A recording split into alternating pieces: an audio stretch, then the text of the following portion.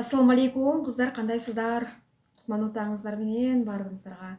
Сиздер менен көрүшүп жатканыма кубанычтамын. Акыркы жолу биз өзүн алдоо деген сабакты өткөнбүз, билесиздер, Дал ошол сабакты бүтүрөбүз, Бүгүн жана дагы ошол күнү буга чейин биз бардык нерсе ниеттен аябай көп темалар өтүлдү. Действительно, аябай жакшы темалар өтүлдү. Ким бул жакта жаңыдан көрүп жаткан болсо, сөзсүз түрдө башында өткөн сабактарды кайталап көрүңүздөр, Анан бүгүн болсо өзүн алдоонун экинчи сабагын улантабыз. Биз көбүнчөсүн билесиздер, азыр бул жашоодо өзүбүздү алдап жүргөнүбүздү кийин акырет келгенде биз ар бирибиз ушу чындык келет, чындык жашоо. Дал ошол учурда биз өзүбүздү алдап жүргөнүбүзгө өкүнүп калбаш үчүн эмне кылыш керек? Биз ушул жерде мен алданып калыптырмын да, мен могул жерден уттуруп жибериптирмин да, убактымды уттуруп жибериптирмин. Могул жерден мен баягы айтып кетпедим беле? Сууда калганда дагы мен могул жерден алданып калыптырмын да деп өзүбүз өкүнүп калбаш үчүн биз ар дайым таспих айтып жүрүшүбүз керек. Таспих айтканда анан биздин баардык нерсе орунда келет. Мисалы үчүн азыркы учурда бул ааламды жараткан, бизде азыр ушул сабакты аябай тереңдетип, бир 4 бөлүккө бөлүп туруп өтүп берди бизге. Сиздерге дагы буну 4 бөлүккө бөлбөстөн эле бир 2-3 бөлүккө бөлүп туруп эле мен силерге болушунча жеткирип бергенге аракет кыламын. Мына азыр могу жашоодо, ааламда карасаңыздар, ааламда эмне бар болгон болсо, кандай мүлк бар болгон болсо, ошол мүлктүн бардыгынын ээси бул Аллах Таалам, Аллах Таалам бардык нерсе бир гана ага таандык деп жатат. Аллага дейт, асман менен жердеги бардык нерселер таспих айтат дейт. Буга чейин айтып өткөнмүн сабакта, мына уже 5 күн мурун кирген сабакта көрсөңүздөр болот. Бардык алкоо, мактоо, сыймык, бардык мактоолор бир гана ага таандык деп ал өзүн өзү тааныштырып атат. Карасаңыздар, Аллахым тааныштырып атат өзүн өзүн, Даже асмандагы жылдыздар дагы, могу асманда эмне бар болгон болсо дейт, ошол нерсенин бардыгы эң биринчи ошол жаралган да дейт. Биз жер жарала электе биринчи, асман жаралган экен. Ошол учурда ошолор биринчи таспих айтып баштаган экен. Андан кийин гана жер жаралып, жердеги нерселердин бардыгы Аллага таспих айтып баштаган экен да. Ошол үчүн дагы Аллах Таалам айтат, бардык нерселер мага таспих айтып жатса дейт, эмнеге силер таспих айтпайсыңар дейт экен да. Карагылачы. Эмне үчүн азыркы учурда көпчүлүк адамдарда апааттар, кырсыктар, кыйынчылыктар, көйгөйлөр эмнеге болуп жатат деп ойлойсуздар? Ушунун бардыгы биз Алладан алыстап кеткенибиз үчүн болуп жатат. Алладан алыстап кетип, Алланы көп эстебей койгондон болуп жатат. Караңыздарчы. Биз көбүнө биздин руху, мен айтканмын, адам эки нерседен турат деп мен силерге айтканмын. Рух менен жана биздин денебиз, денебиз ушу жердеги нерселер менен гана азыктанат, ал эми рухубуз асмандагы нерселер менен азыктанат деп. Дал ошон үчүн биздин рухубуз тойбой калат дагы, ачка калып калган үчүн дагы биз эч кандай мындай же Куран окубасак, же намаз окубасак, же зикир тартпасак, зикир чалбасак, биз рухубуз ачка калгандай эле бир нерседен бир нерсе болуп эле кыйнала беребиз да. Азыр ушундай көп бул жашоодо, ушундай кыйналгандар көп. Хотя бардык нерсе болсо деле бир нерсе эле болуп атам, ушунчалык бактысыз болуп атам дейт да. Азыр караңыздарчы. Турция окуясы болуп атат, Сирияда жер титирөөлөр болуп атат, бир секундада канча миңдеген үйлөр урап кулап калып атат. Карасаңыздар, канчалган адамдар кыйналып жердин астында калды, канчалган кичинекей ымыркайлар калды. Азыр биз ошол ситуацияны көрүп, ошол видеолорду көрүп, кадимкидей альхамдулилля шүгүр дейсиң да. Ал ушул нерседен да биз сабак алышыбыз керек. Текеберленип, биздикинде болгон жок да дебей, наоборот сабак алалы. Аллах Таалам балким ошолор аркылуу бизге сабак берип аткандыр. Көзүңөрдү ачкыла, мага ибадат кылгыла, мага жакындагыла деп жаткандыр. Биз кайрадан мынтип листать этип өтүп кетип, өзүбүздүн жашоо тиричилигибиз менен жүрө бербестен, дуа кылып, Аллах Таалама ибадат кылып, Аллага кайрадан кайрылалы. Унуткан болсок, ким кайрылбаган болсо, сөзсүз түрдө Аллага кайрылалы. Эми караңыздар, могул жерде биздин рухту тойгузуш үчүн бизге Куран китеп керек. Курандын хотя бы кыргызчасын болсо да окуш керек. Буга чейин деле бул жакта айымдар бул туурабы, бул туура эмеспи, деп туруп алымдардан сурап, же болбосо тигиден сурап, будан сурап, мен тигил нерсе туура эмес экен деп мен ширк санап атам же болбосо шек санап атам, күмөн санап атам деп отурганын ордуна, тигиден сурап, будан сурап отурганын ордуна болгону Курандын кыргызчасын алыңыз. Куранда сиз суроо таппай аткан суроолоруңуздан, жооп таппай аткан суроолоруңузга дал ушул Курандан жооп табасыздар. Ошондуктан тигил жака жазылып, бул жака жазылып, тигил жактан издеп, бул жактан издеп отурбай эле болгону Куран китеп сатып алыңыз, болду. Эми караңыздар. Мисалы үчүн, ким Курандын акыйкат экенине ишенет? Мисалы үчүн, мен Курандын акыйкат экенине ишенемин. Эгерде Куран акыйкат болуп түшпөгөндө, Курандагы нерселердин бардыгы акыйкат болбогондо, анда бул дүйнөдө хаос болмок. Кадимкидей хаос болуп элестетсеңиздер, эгерде Аллах таалам өкүм кылбаганда, мисалы үчүн арактарды бул арам, бул нерсени ичүүгө болбойт деп тыюу салбаганда, анда эмне болуп кетмек? Ар бир үйдө бирден бутылка арак болуп, ар бир үйдө анда мас болуп, башкача болуп калмак жашоо анда. Аллах таалам ушунчалык бизди сүйөт. Мен Аллах таалам ушунчалык сүйүп, бизге ушундай жакшы нерселерди ыраа көргөнүнө ишенемин.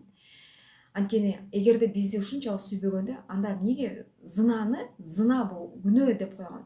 Караңыздар, эгерде зынакорлук бул күнөө, бул нерсе жаман иш деп, бул жаман нерсени ылгап бизге мынтип көрсөтпөгөндө, азыр эмне болуп кетмек анда? Просто элестетип көрүңүздөр. Ар бир үйдө зына болуп кетмек. Ар бир аял анда тепселенде болуп калмак, Караңыздар. Ушундай страшный нерселер болуп кетмек. А бирок Аллах таалам эмне кылып койгон? Жаманды жаман деп көрсөткөн, жакшыны жакшы деп көрсөтүп койгон. А бирок ошол нерсени адам баласы өзү тандап кылат.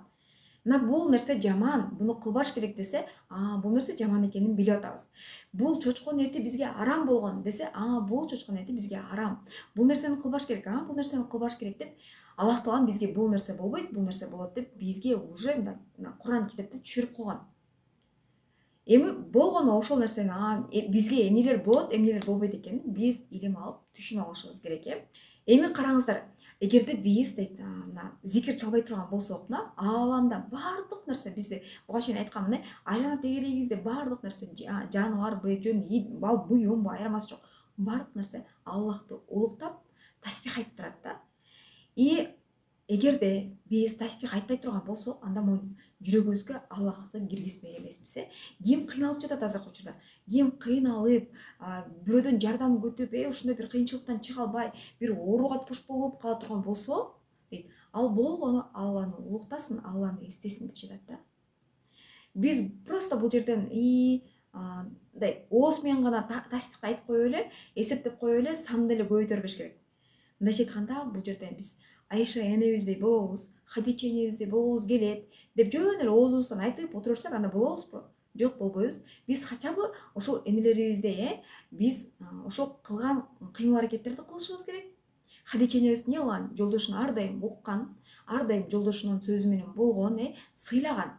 Эгерде биз Хадича энебиздей болгубуз келсек, биз дагы Хадича энебиз кылган кандайдыр бир кыймыл-аракеттерди биз да кылышыбыз керек болот. Дал ошол сыяктуу эле биз зикир айтышым керек деп эле мынтип эле санап эле тилибиз менен мынтип айтып койбостон, чын жүрөгүбүз менен, ыкылас менен Аллах таалага берилип айтыш керек. Жөн эле эмес, мисалы үчүн жөн эле субханалла эмес, чын дилден субханаллах деп, Аллах сен улук затсың, Аллах сен аруулардын аруусусуң, Аллах деп кадимкидей жүрөгүңүздөр менен сезиңиздер. Жүрөгүңүздөр менен сезип туруп айтыңыздар. Жөн эле ооз менен айтып берген да болбойт, Андан кийин бул жерде биз китепти ар ким эле окууга, мисалы үчүн китепти ар ким эле окуй бербейт да, туурабы? Мына азыркы учурда деле ушул китепти деле Аллах таалам ар бир эле адам окуй берет деп түшүргөн эмес да. Бул китепти дагы ар бир каалаган, күчтүү калоосу бар адам окусун деген да. Эгерде сизде чын дилиңиз менен күчтүү калооңуз болуп жаткан болсо, жөн эле окуп коеюнчу деп эле ачып окуй турган болсоңуз, ал Курандын ушунчалык кандай десем, ошол жактагы сыйкырдуу бир маанилүү бир нерсеси сизге ачылып бербейт да. Куран сизге өзүнүн кандай десем, баалуулугун сизге ачып бербейт. Эгерде сиз ошончолук деңгээлде мен ошол жактагы маалыматты алгым келет, ошончолук мен илим алгым келет, өзүмө сиңиргим келет, Аллахым, өзүң ушул илимди мага айгыра көрчү, өзүң мага ушул илимди өзүмө сиңиргенге насип кыла көрчү деп туруп, сиз жакшы ниет менен, еще аябай күчтүү калоо менен окуй турган болсоңуз, чындап Аллах таалам сизге Куран китептин баалугун ачып берип коет да. Ал эми кээде жөн эле көрөйүнчү эмне экен бул китепти ачып окуй турган болсо эч кимге баалугу ачылбайт. Ошондуктан бул жерде сиздер чындап күчтүү калуу менен окушуңуз керек. Мага Курандан мага пайда бере көр Аллахым деп туруп окуй турган болсоңуз, дал ошол учурда сиз Курандан пайдасын ала аласыздар. Мына караңыздар, асмандын, жердегинин баары таспих айтып атат дейт. Карагылачы, мына асман менен жердегилердин баардыгы таспих айтып атат деп Куранда жазылып атат. Карагыла деп. Бунун мааниси кандай болуп атат? Карагыла баардыгы айтып атат, эмнеге сен айтпай атасың деген мааниде айткан экен да. Караңыздар. Эмнеге мени, силер айтпай улуктабай атасыңар? Хотя силер именно пенделер, мен силерди сүйүктүү кылып жараттым. Бардык даражаны силерге бердим. Ушунчалык сүйүү менен силерди жаратып койдум. Эмне үчүн силер мага таспих айтпай атасыңар? Эмне үчүн силер мени улуктабай жатасыңар дейт. Көрдүңүздөрбү? Эмне үчүн биз улуктабай жатабыз? Биз ар күнү, ар саат, ар секунд сайын биз улуктап турушубуз керек. Прям могу тил көнүп калыш керек. Бизге тил эмнеге берилди? Тилге жөн эле бушак айтып, ар нерсени айтып, жамандап, мынтип эле сүйлөп, кечке эле башка нерсени сүйлөй бербестен, таспих айт, Аллахты улукта деп да берилди.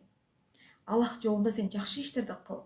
Сен башка адамдарды жамандыктан тартып, жакшылыкка чакыр. Ар дайым сен тилиң Аллах таалама улуктап, Аллах тааланы таанылтып, жана тааныган болсоң, башка бирөөгө дагы айтып берип, мындайча айтканда сен Аллах тааланы улуктап турганга сени милдеттендирип койду. Ошондуктан биз күндүгө Аллахты улуктап, таспих айтып турушубуз керек. Таспихтин мааниси өтө чоң. Мисалы үчүн карасаңыздар, азыркы учурда сизге бир тааныш адамыңыз, мисалы үчүн аябай тааныш, мисалы үчүн бир депутат деп коелу. Ушунчалык прям кыйын депутат же ушунчалык кыйын бир чоң жерде иштеген бир сот таанышыңыз сизге эгерде сен кыйнала турган болсоң жашоодо, же кандайдыр бир көйгөйлөр чыгып кала турган болсоң, мага чал деп туруп сизге визиткасын берип атат. Мен сага ошол учурда баягы кыйынчылыкта мен сага жардам берем ошол учурда. Мен сенин проблемаларыңды чечип берем деп сизге визиткасын берди. Сиз визитканы алып алып, мага жардам бер деп тура бере турган болсоңуз, бирок кыйынчылык келгенде, бирок ошол визиткадагы номерге чалып аракет кылбасаңыз, сизге жардам береби? Эч качан жардам бербейт, туурабы? Дал ошол сыяктуу эле Аллах таалам деле айтат экен. Сен мени улуктагын, сен мени эстегин, мен да сени эстеймин. Сен мени улуктаган учурда дейт, сен жашооңдо кыйналган учурда, мени эстеп улуктаган учурда, мен да сени эстеп, мен сага жардам беремин деген экен да. Мына Аллах таалама бизге визитка берип койду. Бирок биз ошол визитканы колдонбой атабыз. Биз ошол нерсени айтып, деп, жүрөгүбүздү тазартпай жатабыз. Эгерде биз күнүгө таспих айтып, чын жүрөгүбүз менен айта турган болсок, могу карайып кеткен жүрөк дагы акырындап тазарат. Акыйкатта бардыгыбыз Аллахтан келгенбиз, бардыгыбыз кайра Аллахка барабыз.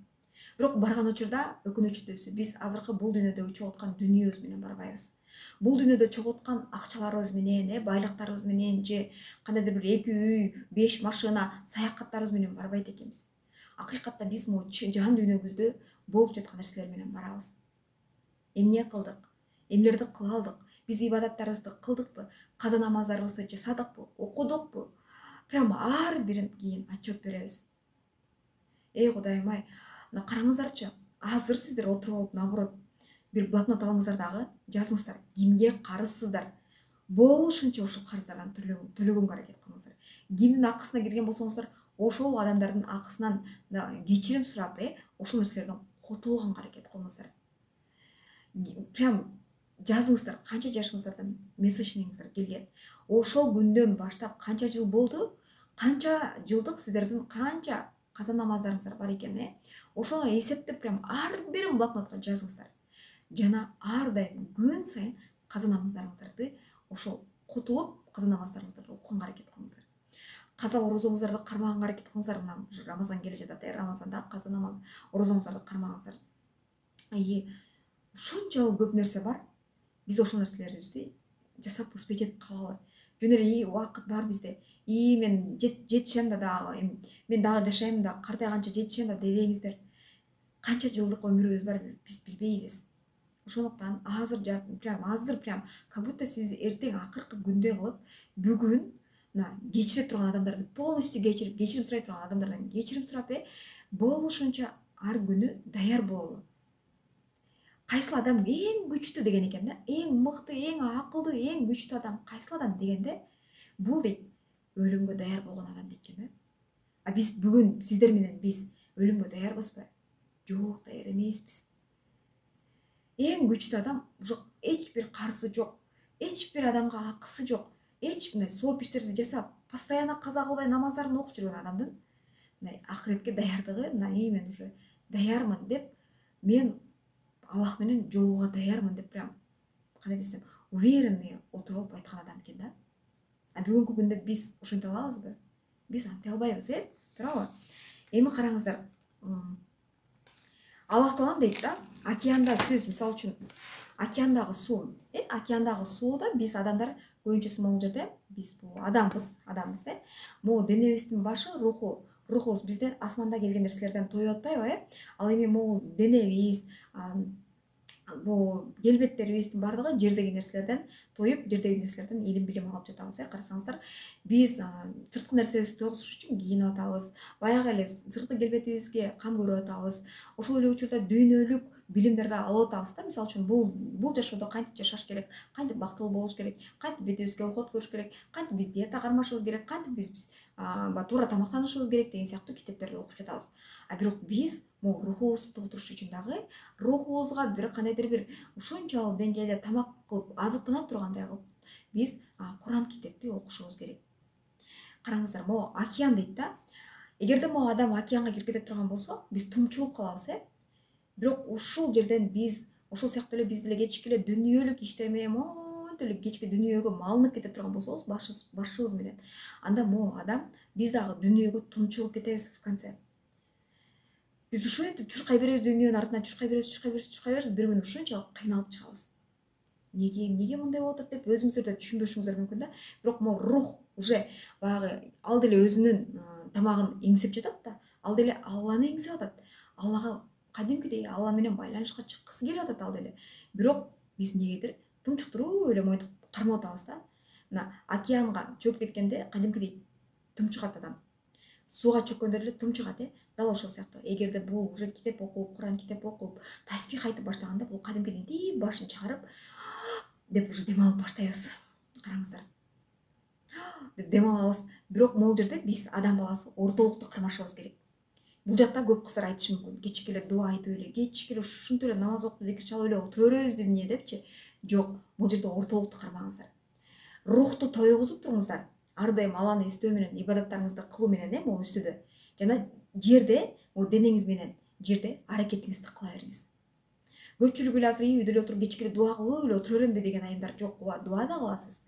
Ошо менен биргеликте сиз аракетиңизди да кыласыз. Азыркы учурда көпчүлүк эле үйдө отурган айымдар мына иштеп жатышат, онлайн иштеп жатышат, Андан тышкары деле толтура жумуштар бар. Мына Шведияда иштешет, жана да башка дагы бир сонун кол өнөрчүлүктөр менен алектенишет көпчүлүк айымдар. Мына дал ошондой жумуштар менен деле алектенсе болот. Бул жерде дагы дүнүйөлүк иш аракеттерди да кылыш керек деп атат да. Жөн эле отура бербеш керек деп атат аялдар.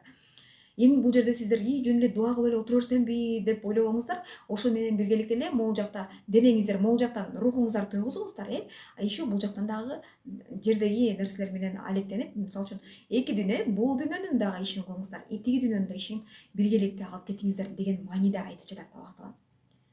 Бул дүйнөдө дагы жөн эле отура бербестен, жөн эле Кудайым берет, алмабыш, оозума түш деп эле диванда чалкалап жата бербе деп атат.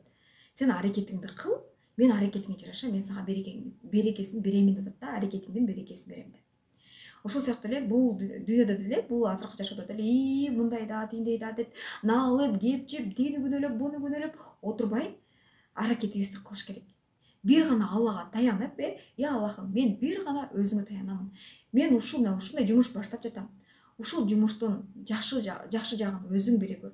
Аллахым, ушул жумуштун дагы да болсо ырыскысын, берекесин арттыра көр. Мен бир сага ишенем деп туруп, Аллага таянып туруп, Аллага тоокел кылып туруп, ушул жумушту баштай бересиздер. Адамдарга таянып, же тиги эмес, буга эмес, именно Аллага таянып баштай турган болсоңуз, бир Аллага таянып магазин ача турган болсоңуз дагы, Аллахым, өзүңдүн ыраазычылыгың үчүн ушул жумуштун берекесин көрсөтө көр, жана ушул жумуштан мага адал акча тапканга насип кыла көр деп туруп, Аллахтан туура сураңыздар.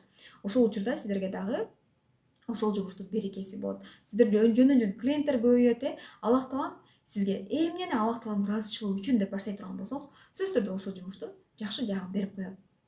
Анан бул жерде биз эң негизгиси адамдар сөзсүз түрдө башка адамдардын да жакшы жагын көрө билели. Ошол эле учурда айлана тегеректеги адамдарды да жакшы жагын көрө билели. Ар бир нерсени мисалы үчүн тигил жаман, бул жаман дегенче, же болбосо ушул мисалы үчүн кайненем жаман, же кайын журтум жаман, же бир туугандарым жаман деп ушинтип эле кепчип отургандан көрө кайра ойлонолучу. Ошол эмнеликтен ошентип айтып атамын? Буну деле Аллах Таалам жараткан го, Аллах Таалам мага жараткан пендеси. Балким мен туура эмес жактан ойлонуп жаткандармын, туура эмес ой жүгүртүп жаткандармын. Бул менин эле ойлорум болушу мүмкүн. Андан көрүп мен оюмду өзгөртөйүн деп ойлоруңузду туура жакка өзгөртүңүздөр. Бизде могу туура эмес ойлорду шайтан салат дегенмен, буга чейинки сабактарда. Карасаңыздар, мисалы үчүн бир адам сиздерге кандай десем, бир адам сиздерге жолукканы келди. 5 адам аябай сизге соңку жакшылык кылды. Мисалы үчүн бул жерде деле онлайнда деле жакшылык кылды сизге 5 адам. Подружкаларыңыз жакшы кылды, билектерди берди, жакшылык кылып атат, сизге жардам деле берип атат. Анан сиз бардыгынын аттарын айтып баланча мага жардам берген, тиги подружкам аябай жакшы ушундай сонун сумка берген, бул подружкам аябай жакшы сонун сумка берген деп эле айтып келатып эле бир подружкаңыздын атын атабай койсоңуз, бирок унутуп койдуңуз да, эми сиз бул случайно сиз атайын кылган жоксуз да, случайно унутуп кое турган болсоңуз, тиги эле адам бул менин атымды атабай койду, бул карасаң жакшылыкты билбеген деп ушинтип айтып турган болсо, ал уже шайтан кадимкиде ошол нерсени ойго салып атат да ал адамга. Бирок сиз жакшы эле бул жактан жакшы эле ичиңизден жакшы эле нерсени унутуп койдуңуз, бирок оюңузда ал нерсени берди, бул жакшы адам деп атасыз да, бирок тиги эле адам уже оюнда башка болуп атат. Бул айтпай койду депчи. Дал ошол сыяктуу эле бул жерде дагы биз бул жашоодо дагы могу жакшылыгымды көрбөй койду. Мына бүгүн кечке мен тамак жасадым эле, бүгүн кечке үйлөрдү жыйнадым, королорду карадым, керлердин бардыгын жуудум. Бирок буга жакпай койдум дейт го. Биз кыргыздарда бизде бар да, ошо эч эле кайненеме жакпай койдум. Канча иш кылбайын, эч мени мактабайт же болбосо мен эч мындай менин этим буга бааланбай атат, көрбөй атат, мени баалабай атат деп эле биз наалый беребиз го. Жок, биз ошону алганын ордуна биз ошол кылып аткан ишибизди Аллах Таалам ыраазычылыгы үчүн, Аллах Таалам көрүп турат, Аллах Таалам бааласа болду деш керекпиз да. Тамак жасасак да, үй жыйнасак да, эмне кылбайлы, эмне кандай иш аракет кылбайлы, Аллах Таалам көрүп турат. Мен Аллах Таалам ыраазычылыгы үчүн жасап жатам дешиңиздер керек да. Кайненем мени баалабай койду. Азыр тамак жасадым эле, баягы айтып бергенмин, жолдошум вкусный экен, рахмат деп айтпай койду. Мен тигиге жакшылык жасадым эле, ал рахмат айтпай койду. Тиге мен жардам бердим эле, түнү менен уктабастан жардам бердим эле, ал даже рахмат да айтып койгон жок деп тим эле жаман көрүп, аны кайра жаман ойлорго салып отурбастан, Аллах Таалам ыраазычылыгы үчүн. Ал адам билбесе, Аллах Таалам көрүп турат, Аллах Таалам билсе болду. Башканын билиштин кереги жок.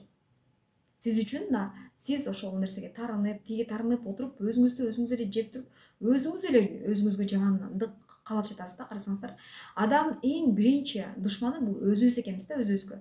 Буга чейин айтканмын, биз сөзсүз түрдө биз бирөөнү тарбиялап, же болбосо бирөөнү өзгөртүп отурбайлы, биз өзүбүздү өзгөртүп, өзүбүздү күнүгө тарбиялаганга аракет кылалы. Анткени көп эсе биз өзүбүзгө өзүбүз гана зыян келтирип алабыз.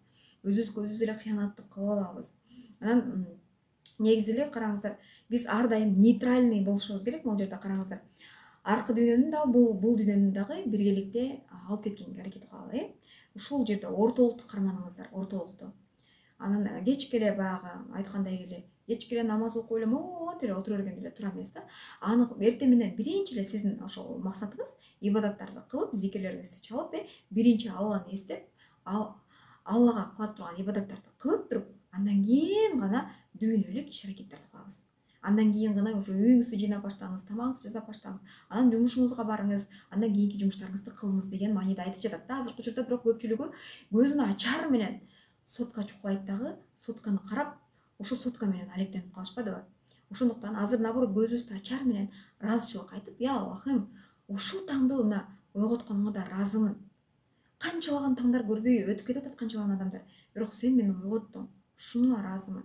Я Аллахым деп биз ушул ыраазычылык келтирип туруп, андан кийин ибадаттарыбызды кылып баштайбыз. Анан күнүгө таспих айтканда токтотпоңуздар. Жана уже бара-бара көнүп калдыңыздар да, привычка болуп калдыбы, болду, өзүңүздөр үчүн, для себя, өзүңүздөр үчүн гана отчет кылыңыздар. Мисалы үчүн башында көнө албай жүргөндө деп туруп отчет бересиздер, бирок уже бара-бара көнүп калгандан кийин уже болду. Сиз башында таспихти колуңуз менен чалып баштайсыз, колуңуз менен айтып баштайсыз. Бирок бара-бара сиз уже көнүп каласыз дагы. Аба тилиңиз менен айта бересиз, уже тилиңиз көнүп калды, уже бара жүрөк менен айтып баштайсыз кадимкидей. Кийин уже сезесиз аны деле. Башында жөн эле мынтип айтып, мындай ал нерсенин маанисин, түпкү маанисин түшүнбөйсүз, бирок бара айтып жатып кадимкидей сизде жеңилдик пайда болот, кадимкидей жүрөгүңүз тазарап баштаганда ошол таспихтариңизди, мына зикирди чындап жүрөк менен айтып баштайсыздар. Субханаллах, субханаллах, сен бир өзүң улук затсың, бир аруу затсың, сен мээримдүүлөрдүн мээримдүүсүсүң, сен күчтүүлөрдүн күчтүүсүң, бир гана өзүңө таянабыз, бир гана сен биздин жаратуучубузсуң, ушул ааламдардын жаратуучусуң, сен гана улук затсың, сен жалгызсың, сен төрөлгөн да эмессиң, сага эч кимди шерик кошпойбуз. Я Аллахым, биз эмне кылган болсок, билип билбей кылган күнөөлөрүбүз болгон болсо, кечире көр Аллахым деп, биз өзүбүздүн кылган күнөөлөрүбүздү мойнубузга алып, ошол күнөөлөрүбүздү кечирим сурайбыз Аллах Тааладан. Анан мына өзүн алдоо боюнча сабак негизи аябай чоң тема. Бул жерде эң негизгиси биз кийин ушул жерден алданып калыппыз да деп өкүнүп калбаш үчүн дагы, өкүнүп эле кечке эле бармак иштеп, өткөн иштерибизге өкүнүп, мен баланча кылып коюптурмун да деп, бүкүнчө кылып коюптурмун, мен баланча күнү мондай кылбаганда деп эле башыбыздан өткөн кыйынчылыктарыбызга өкүнүп отура бербестен, наоборот шүгүр келтирип туруп, ошол нерседен, ошол Аллах Таалам берген сыноодон мен эмне пайда алдым, мен кандай сабак алдым деп, наоборот ошол жерден ойлонуңуздар. Эмне максатта, эмне сабак бериш үчүн мага берди бул сыноону деп, ошону анализдеңиздер. Кээ бир Аллах Таалам кээ бир адамдарга ошондой кыйынчылык берет, ошол адам сабак алыш үчүн. Эгерде ошол кыйынчылыктан ал адам сабак албаса, ошол кыйынчылык ошол адамга кайра келе берет сыноо иретинде. Качан ал адам сабак алып, мен ушул нерседен сабак алдым Аллахым, мен өзүмдүн күнөөмдү сездим Аллахым демейин, ал адамга ушул кыйынчылыкты кайра бере берет. Эмне үчүн кээ бир адамдарга байкасаңыздар, бир эле кыйынчылык кайра кайталанып келе берет, сыноо. Анткени ал адам ошол сыноодон, ошол кыйынчылыкты, я Аллахым деп кабыл албай, неге бердиң, неге башкага эмес, неге мага бересиң деп эле претензия коюп, ушинтип критика кылып отура бергенде, ал ошол болуп берип жаткан сыноодон дагы, кыйынчылыктан дагы ал өзүнө керектүү сабак албаса, ал кыйынчылык кайра Аллах Таалам бере берет. Сабак болсун, бул түшүнсүн, бул өзү ушундай нерсе кылганына өкүнсүн дагы, түшүнсүн, кечирим сурасын деп берет да. Караңыздар, ошон үчүн кандай сыноо келбесин, я Аллахым, мен түшүндүм, мен сен жөнөткөн сабакты мен түшүндүм, мен эмне кылганымды түшүндүм, Кудайым кечире көрчү мени. Ооба, мен ушул жерден тура эмес кылып койгон турбаймынбы, экинчи кылбайм Аллахым, мен өкүнөмүн, я Аллахым деп тоо келтирип кечирим сураш үчүн кээ бир кыйынчылыктарды берет. Бирок ошол учурда кээ бир адамдар ал кыйынчылыктарды моюндабайт да, жок, мага мындай нерсе бербеш керек эле, жок деп туруп алат. Ошенткен сайын анын жашоосу оорлошуп кете берет да. Ошондуктан ар бир келген сыноону Аллах Таалам берилген сыноо, бул нерсенин бардыгы ошо Аллах Тааламдан келген кыйынчылык бизге сабак болуп жатат. Мен бул нерсени сабак катары кабыл алдым деп, ошол нерсени сабырдуу болуп, ошол нерседен дагы биз кандайдыр бир пайда көрөлү. Пайда жагын издейли, ар бир нерсенин минус жагын көрбөстөн плюс жактарын да издей жүрөлү. Бардыгыңыздарга кийинки сабактарга чейин көрүшкөнчө, кийинки сабактардан буюрса, биз дагы мындан да жакшы темалар бар. Жана бүгүн дагы кечки амал бизде прямой эфирди биз Инстаграмдан кылабыз. Көбүнесе бул жактан мен устазлар менен сүйлөшкөн учурда намаз боюнча, жоолуктун фазилеттери боюнча намаз сабак өтүп бериңиздер деп чакырган учурда конокторубуздун ошол өздөрүнүн жашоодогу мындай кандайдыр бир проблемалары чыгып калып, жашоодо кандайдыр бир жумуштары чыгып калып, эки конок келе албай калды. Болбосо сиздер үчүн ошо намазга ошол более опытный, 10 жылдан бери, 15 жылдан бери окуп жүргөн айымдар өтсүн деген максатта мен силерге конокко чакырайын дегенмин да. Эми буюрса, мындан кийин сабактарды только ошентип эле өзүм бул жакка өтүп турамын, YouTubeга. Ал эми дополнительно конокторду чакыра турган болсом, конокторду только Инстаграмдан гана чакырып, ал жактан ошол көпчүлүккө маалымат берип, пайда берип, анан ал жактан кийин гана сактап алган эфирди гана бул жака YouTubeга салып коёмун. Бардыгыңыздарга ийгилик каалаймын. Аллах Тааланын ырайымы ушунчалык чексиз, Аллах Таалам ушунчалык мээримдүү, Аллах Таалам ушунчалык кечиримдүү. Бул ааламда эмне бар болгон болсо, ушул аалам канчалык кенен чоң болгон болсо, Аллах Тааланын дагы мээрими ошончолук кенен. Аллах Таалам биздин канчалык кылган күнөөлөрүбүз болгон болсо, Аллах Таалам кечирсин. Мен Аллах Таалам кечирерине ишенемин, ушунчалык ишенемин. Анткени ар бир пенде, биз пендебиз, биз анткени напсибиз бар, биз ар дайым азырылып турабыз. Кээде жалган сүйлөп алышыбыз мүмкүн, кээде калп айтып алышыбыз мүмкүн, кээде туура эмес нерсе кылып алышыбыз мүмкүн, кээде билип билбей туруп эле өзүбүздүн ошо кылган нерсебизди моюндабай коюшубуз мүмкүн. Анткени биз пендебиз. Биз ар дайым күнөө кылабыз, биз күнөөкөрбүз. И ар дайым күнөөкөр пендесин Аллах таалам кечирет экен да. Аллах таалам айтат экен, мен баягы пендем дейт экен да, сажда кылып ыйлап кечирим сураса, мен кечирем дейт экен. Ал кайра эле туура эмес нерселерди кылып дейт, кандайдыр бир нерселерди жасап ала турган болсо, бирок ошол пендем кайра эле мага кайрылып, тоо кылып кечирим, ыйлап кечирим сурай турган болсо, мен ал пендемди кайра кечире берем дейт экен да. Эгерде кайра ал пендем туура эмес жолго түшүп кетип, кайра эле күнөө жасай бере турган болсо, жана кайра эле мага кайрылып, менден кечирим сурап, тоо кылып, мага кайра эле мени угултап, мага келе турган болсо, мен ал пендемди кайра кечирем дей берет экен да. Караңыздарчы. Ушунчалык мейримдүү зат бизди түшүнүп атат. Бизди сүйүү менен жаратып атат. Ар бир нерсебизге бул жакты кыл деп туура жол менен, тагдыр жана тандоо деп туруп эфир өтүп беремин. Кандай учурда бизде тагдыр болот, кандай учурда бизге Аллах таалам тандоо берген деген сыяктуу ушул темада аябай сонун эфир болот. Сөзсүз түрдө кийинки сабакта көрүңүздөр. Мен баардык мына ютубта сабактар сакталып атат. Бул жакта өчпөйбү деген айымдар ушу Рамазан айына чейин өчпөйт. Сөзсүз түрдө бул сабактарды кайталап окусаңыздар болот. Наушник салып деле жумушуңуздарды кылып, үйүңүздөрдү пылесостоп же бир нерсе кылып атканда деле, идишиңиздерди жууп деле бул сабактарды окусаңыздар болот. Бул ошо Рамазан айына чейин дагы эмнелерди кылышыбыз керек? Өтө толтура сонун темалар бар. Ал темалардын баардыгын ошо буйруса, ошол темаларды өткөнгө дагы Аллах таалам насип кылсын, ошол темаларды өтүп, ошол темаларды өткөнгө дагы жеткирсин Аллах таалам ар бирибизди. Ар бирибиз ошол темаларды көрүп, угуп, ушул илимдерди алып, жана биз ушул алган илимдерибизге эми амал кылалы. Жөн эле угуп койбостон, эми амал кылып аткаралы. Баардыгыңыздарды жакшы көрөмүн. Буйруса бүгүнкү кечки